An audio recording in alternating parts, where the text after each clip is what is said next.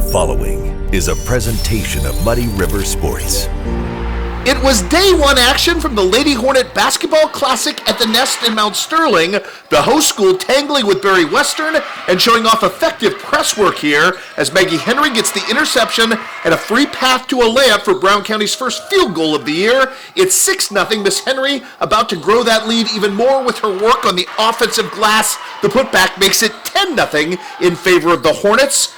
How about this? When Miss Henry wasn't hitting shots, which was rare, the All-State candidate Kenzie Cassing is there to pick her up with a long two here. It's a 12-0 game before Barry Western finally gets on the board, courtesy of the freshman Reese Bushmeyer, who banks home a three at this point. Scoring opportunities, though, few and far between for Barry Western. The passing good from Brown County. How about Lena Anderson off the great feed, full court from Hope Ingram. Then it's Lizzie Blakely profiting from the great pass here from Cora Anderson. Kenzie Cassing big in this one as well, as you would expect, as it was all Brown County all the time to open the season with a 50-9 victory over Barry Western.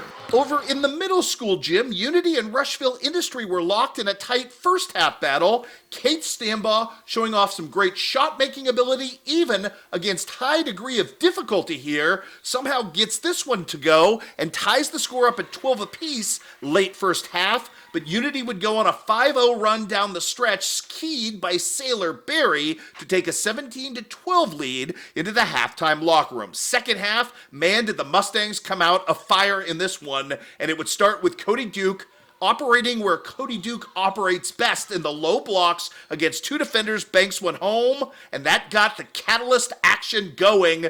More from Sailor Barry as she swoops for the hoop there. How about Jillian Schaefer had a big game with 14 points. Hard angle shot there, still gets it to Karam home, and then it's Morgan Arnsman, the up and under move as part of a 15-0 run as Unity gets the win, 46-22.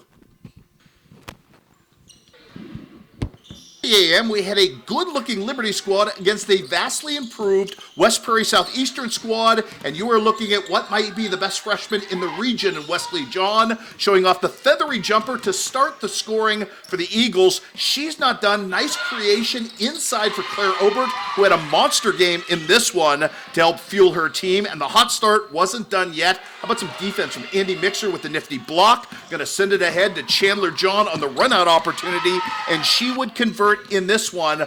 Oh, but her younger sister wasn't done either. Check out the drifting jumper and how pretty that is from Wesley John at that point.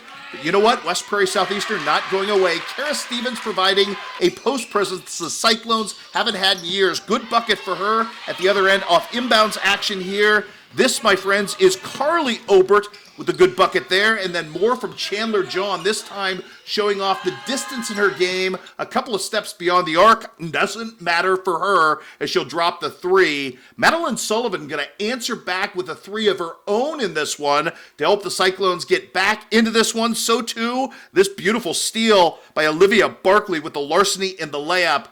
Good back and forth punching in this one. Here comes Claire Obert yet again, this time off the putback, off the Wesley John miss.